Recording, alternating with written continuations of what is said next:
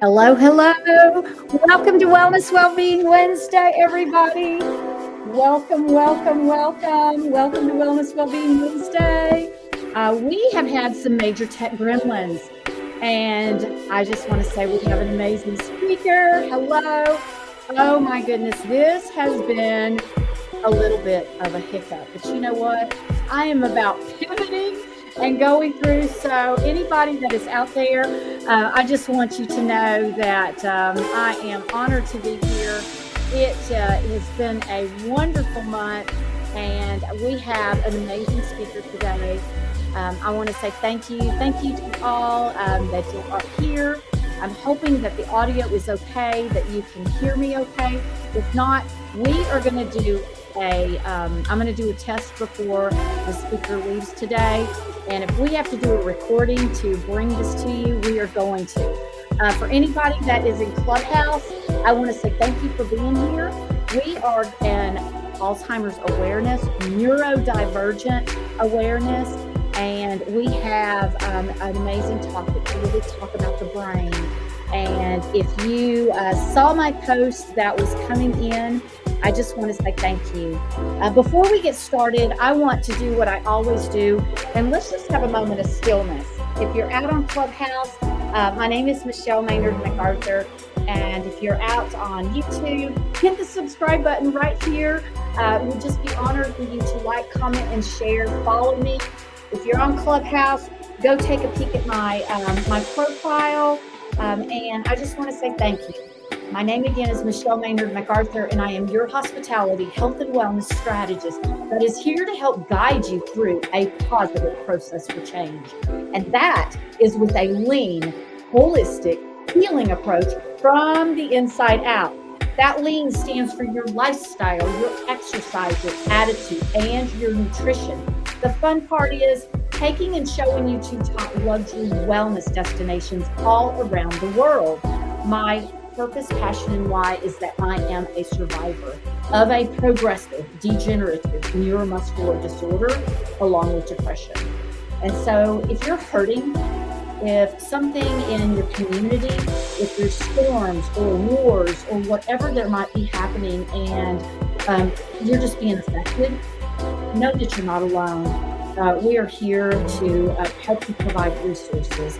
And this is just a moment of stillness, asking God for that hedge of protection. Thank you. Thank you so much. Well, as I mentioned, we are in Neurodivergent Awareness Month, and I probably have a hard time saying that, considering that I have a neurological condition also. So I get to kind of go, yeah, I probably do. But this amazing speaker that we have today, I have been so honored that she said yes. And I want to just say we've got the series is Revitalizing Yourself with Lasting Lifestyle Changes and a Wellness Mindset. If you're out there and you can hear me, hit me a thumbs up because we have been having some major technical issues. So I would just love if you could hear me. Let me know that. But without further ado, I just want to say thank you because our guest speaker today is Dana Fergins. She brings over 20 years experience in leadership development, equity, and history education. Ms. Fergins uses her extensive leadership development, training, and planning skills to ensure high-quality professional programs and efficient research-based practices for all stakeholders and institutions. Her former positions have given Dana the experience with organizational leadership, management, teaching, training, and adjunct professor, subject matter expert, teaching and training as a master teacher, and has been an invited lecturer, workshop facilitator on issues of networking, effective communication, growth mindset, implicit bias, equitable education, equity, inclusion and diversity, and multiple conferences, corporations, and nonprofits. But today, he is going to be speaking about neurodivergent awareness with dementia, Alzheimer's, brain, and other cognitive issues. There is a 24/7 crisis hotline I'm going to drop into the chat. But my question to you is, how familiar are you with neurodiversity, brain, and Alzheimer's? Please drop it in the chat. Tell me where and what you know about it. Now, before I turn the stage over to her, I want to give a disclaimer that this is for educational purposes only. We are not here to treat, diagnose, or prescribe. If you are in need or in danger, please seek help, medical help immediately. Please do that. And because we've been having tech issues, we are on 2 different forms, so the audio is going to sound a little off, but not to say what she and her topic is going to be amazing. So Dana, thank you for coming in and saying yes, and just being a trooper through this kind of tech gremlin. So I'm glad, and I just want you to just tell us a little bit about and what brought you into us talking about this wonderful topic today.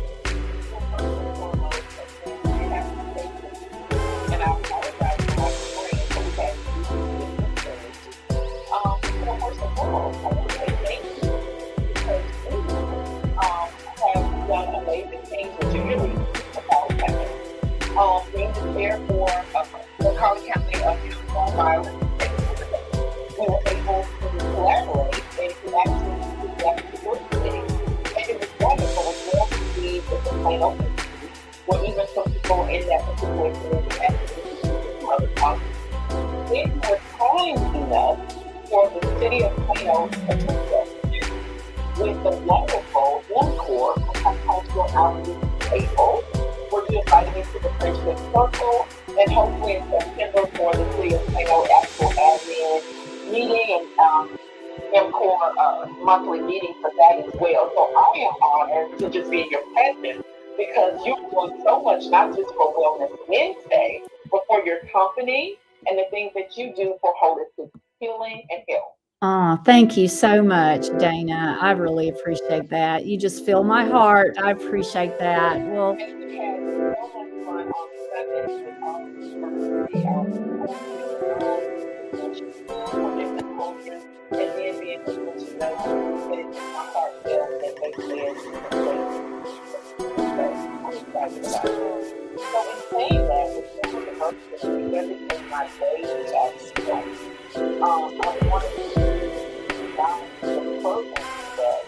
my participation is ongoing. I have not finished it, but it's ongoing. And just knowing that there are so many changes that can come with that. Now, in layman's terms, what does neurodiversity look like? It looks like a child with ADHD. It could be that child that is all over the place, can't sit down, can't stop talking, but they think out of the box. That's the problem. It could be the child with autism, spectrum disorder, high functioning autistic. You know, they are seen in a different light. But those individuals that are very highly intelligent, they just are structured. They don't want a lot of noise or light. And then it could be a child or a girl that's dyslexic. They see letters differently, they see things differently. But their visual spatial is so genius that they go off and they know how to think and do different things when it comes to the art realm. And then there's a mental health area. There's so much. And we saw a lot of the COVID with a lot of social anxiety. And we feel just like you displayed in the day that we mentioned, I want to also share that I am not medical, but everything I do is research-based. I make qualitative researches, when I see my friends, I'm going to say, look, I'm looking at this information. Y'all know, I want to make sure that it's research-based so that when I'm talking about something, it's based off the actual research that is current. So in saying all of that, we're seeing that all of this neurodiversity that I've talked about is dealing with different brain function and developmental disorders. And some of them lead with more plaque in the brain, more of the gut health, and not having a good healthy diet that leads into some of that as well. And what I'm seeing in the research is that when it comes to neurodiversity, with these particular things that I've named, when it comes to the school, to the home, to the workplace, it is so important. It is important for those learning profiles to show a teacher for academic and behavior support. It is so important that there are past adjustments made when the students can work differently and structurally added. Because when the teacher is knowledgeable, not just the counselors do so much, the counselors are amazing, but the teachers need to also be educated so they can know that they are the principal of their classroom, what these children's profiles look like so they can best assess and meet their needs. And in doing so, it goes also into the workspace. We're seeing in large corporations now that they are meeting the needs of those that are neurodiverse with extra break time, with adjusting with lighting, with doing different things to make sure that their business is there, that they can also accommodate them in their neurodiverse area. And there is research that is showing, because it's a small amount of research that is showing, that there may also be a link between autism and Alzheimer's. And would you like to talk about that a little bit further with me, Michelle? I would. We're also on Clubhouse too. So that is just kind of all around the world as well. But the neuro, for me, within what was really interesting, Dana, is when I was hearing about autism, okay, and how it came from 30.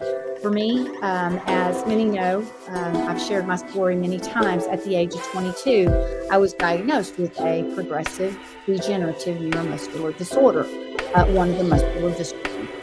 And as stress and different things that go through, and also having a mom with dementia, of seeing that correlation. One of the things that I really wanted to actually even talk about is, and have you expand on, if you would, is that neurodiversity, the brain differences, the developmental disorders, and how that ties into neurological. Because while I know about that part, when you talk about ADHD, ADD, depression, there can be any type of mental disorder that comes in, how it is correlated, but also how it can be triggered with stress. And I've not really talked about, because while some people I will tell them, hey, you may hear a stutter, you may hear too many ums, you may hear from this. And most of the time I'm pretty good with mine, unless there's a lot of stress. And from having a mom with dementia, a very transparent, a dad with non-Hodgkin's, and then tragically, that I've not even shared with anyone because I've not been ready, but whoever's getting the joy of listening to this, tragically losing a brother at the age of 52. All that is like, oh, wait, I am noticing some to even be more conscious.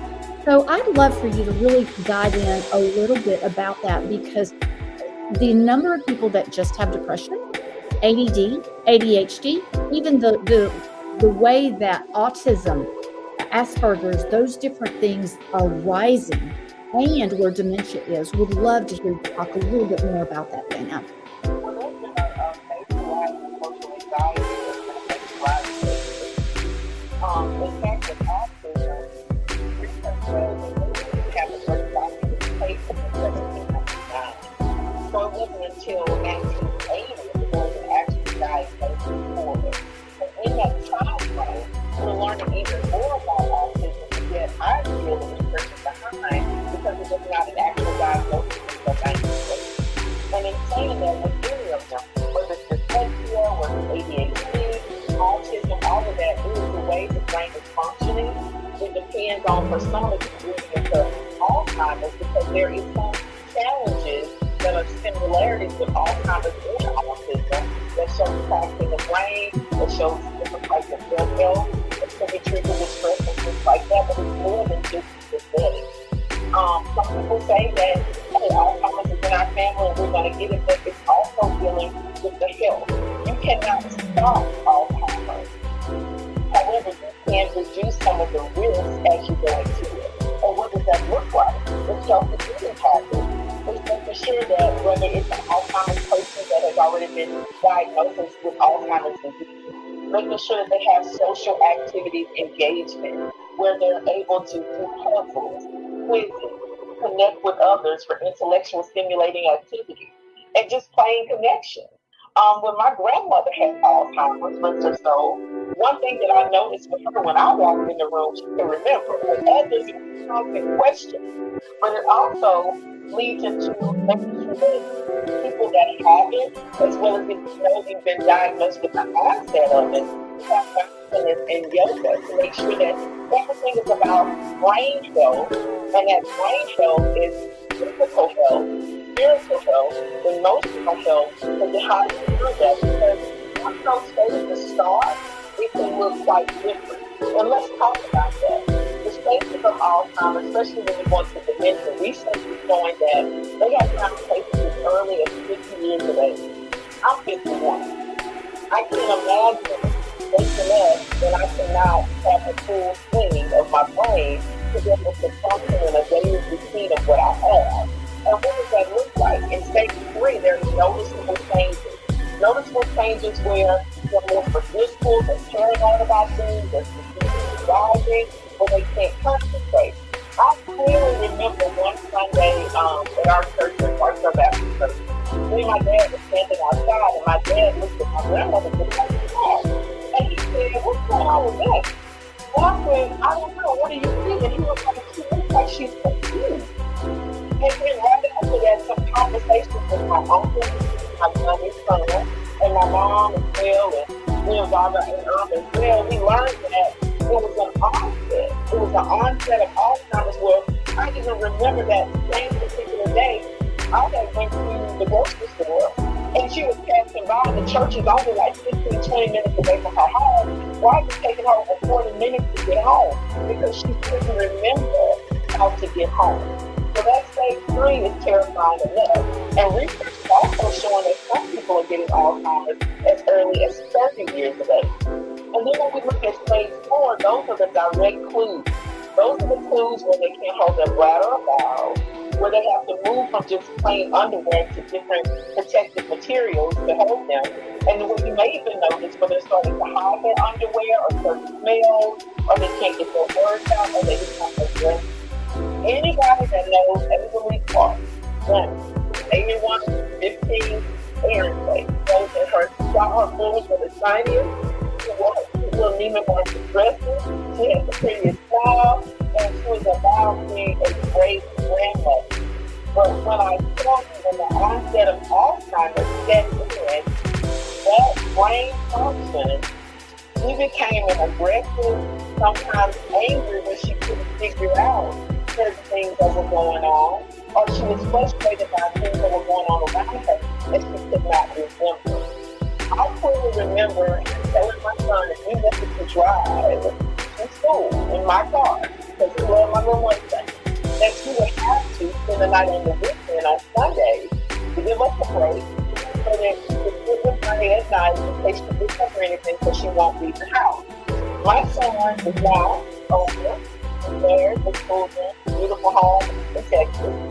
He talked about this, and he clearly stated that, you know what, there were times that she would get up at night and try to leave the house, and there was times that she would get up at night and go, "Who are you?" And he would tell her, "I'm the favorite.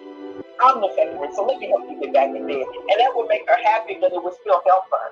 And so in saying all of that, Michelle, there's even home safety checklists that you have to do when it comes to people that have been diagnosed with Alzheimer's disease.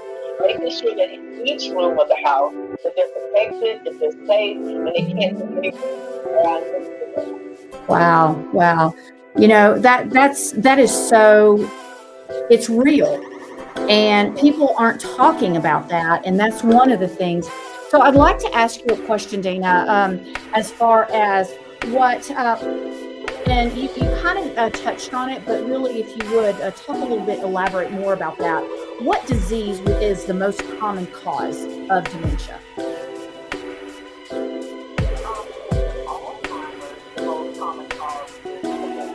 Okay.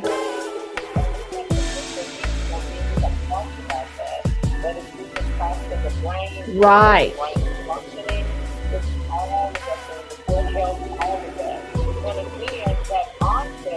Quite different. I just recently talked to another principal student that I had. I did not know that his mom had.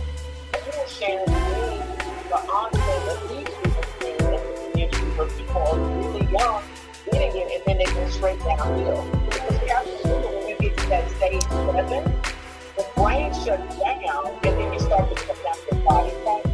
Exactly. And I want to elaborate on that, because when you said it's the plaque in the brain, and for anyone, you know, as a master certified health and wellness coach with certification in traditional Chinese medicine, that's talking my talk. Because what is plaque?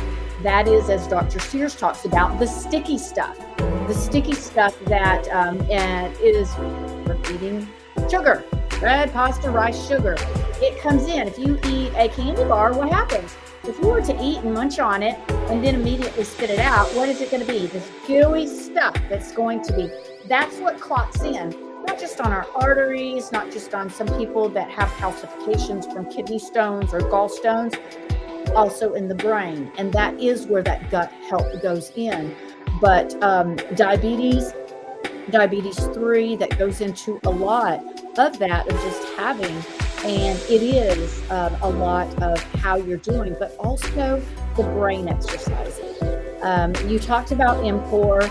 I do, and we've had Graciela on as far as for, and we are going to do a wellness. I get the joy of doing the Fit Zone for that. And whenever I do my wellness workshops, I thrive on the brain exercises, not just for somebody that might have cognitive, but for us all as we age. And just being able to understand, and for people that might be listening about this, is, hey, when we are in Alzheimer's awareness, when we are in, and that's one of the things that I really loved when you were talking about the stages, because the stages go, how many stages are there again? Wow. And that is, but 3 and 4 you mentioned again is,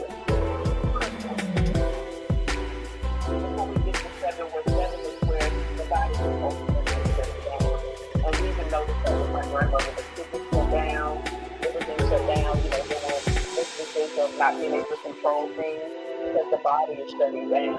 And I'm glad that you said something about that. Obesity, sugar, diabetes, sugar's addictive. Mm-hmm. You know, I'm trying to be on my little health journey now because I looked up and realized I had gained a lot of weight. So I enjoyed it, but eating. But however, sugar is very addictive. It's very addictive. That's why you crave it. But it's very addictive. But again, with sugar, and with things that are unhealthy, those things still lead to health conditions, and those health conditions lead to even bigger things. True. And then, Michelle, let's also talk about the caregivers. Yes, I want you to talk about that. There's so much research on caregivers and what they do. Caregivers not only go through emotional, financial, and behavior burdens of dealing with those with Alzheimer's. So let's talk about it. There are all types of caregivers. There are the caregivers that are family and extended, but we're also seeing now that sometimes it's network, sometimes it's those that are in long-term partnership, it's like it's marriage. And these caregivers are in the ages of 50 on up, but the cost of being a caregiver is so much. Sometimes they have to pull from their retirement. They have to consistently pay for sitters. They have to pay for things that are outside of whatever Medicaid, Medicare, insurance not taken care of. And then they have to make the decisions on their quality of life. You know, they have to go home after work to make sure the sitter is taken care of so they can leave, and then they can start to care of the parent or the aunt or the uncle who has Alzheimer's. And then it's the quality of life. Research shows that there is such an emotional and behavior goes on them that they don't want to talk about it. So they tend not to ask for help. And in not asking for help, then sometimes they get stressed because of what they're doing. And it is a lot. It is a lot because you're dealing with the good weight, the physical, you're dealing with the financial, and making sure the medicine is there, the sitters are there, the good taken care of. And then, of course, you're dealing with other things as well, with the parents. If you have a parent or you have an aunt or uncle and the others don't want to help in that particular burden of taking care of that particular AD or Alzheimer's disease, diagnosis disease for that particular person. So the research is out there for that as well. So the caregivers are hit just as hard as the person with Alzheimer's because they're all going through it and all trying to go through the same together. Ooh, that's a lot. That's, and I think the caregiving of, even if you are just in the North Plano area, the Plano Wellness Center that's over in the Sam Johnson Center, it's amazing. I shout out to them for the education that they have.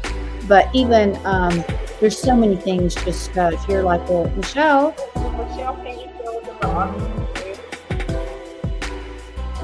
Yeah. Tell me again.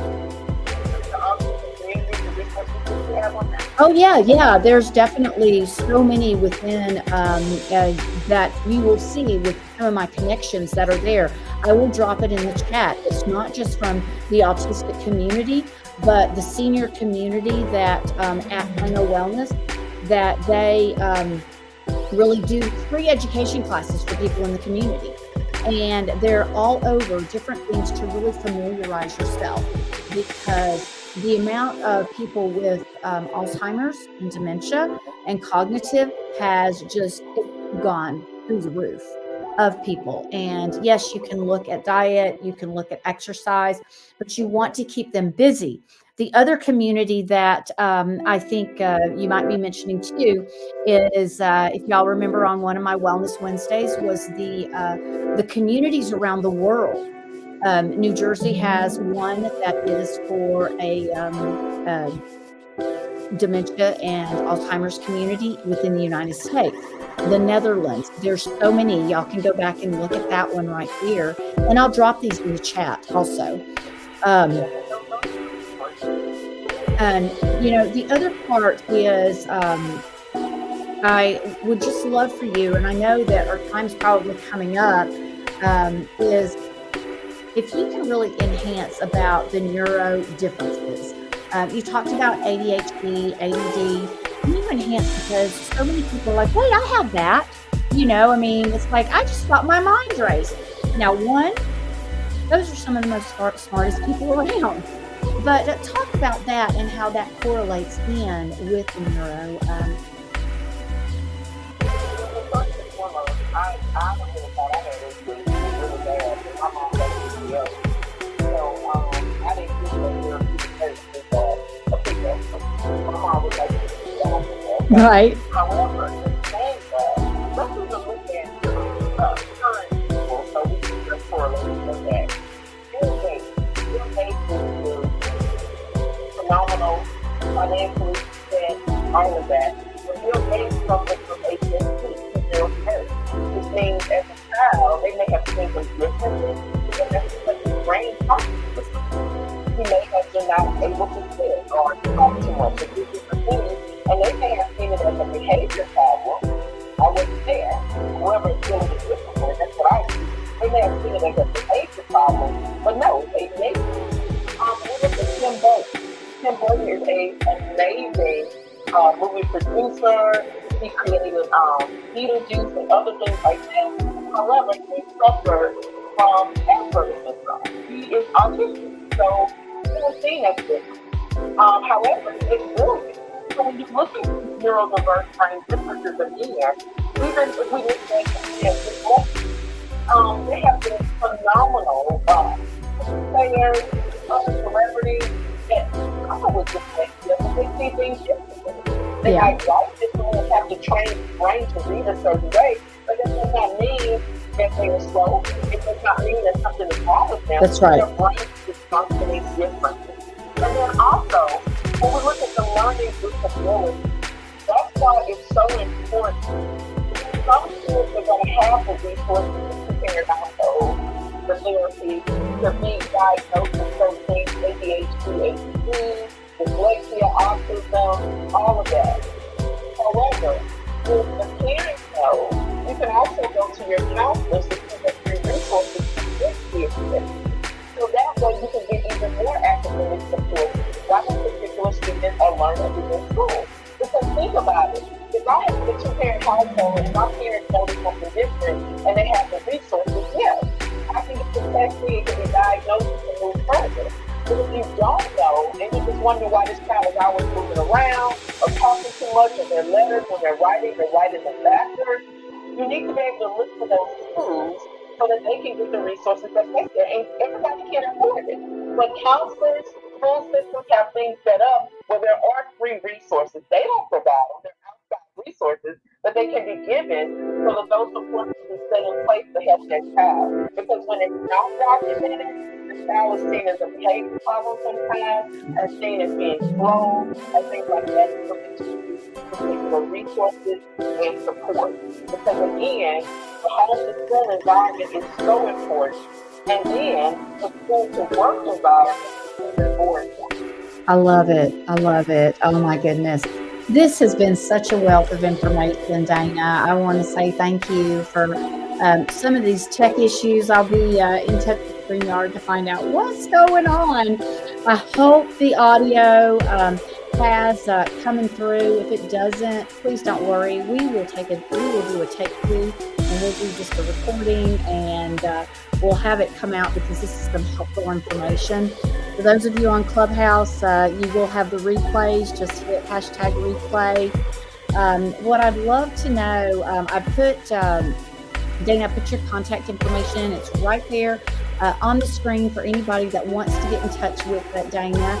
But as we're coming to a close, any final thoughts, any final comments, calls to action that you want to share with the viewers and the listeners out there?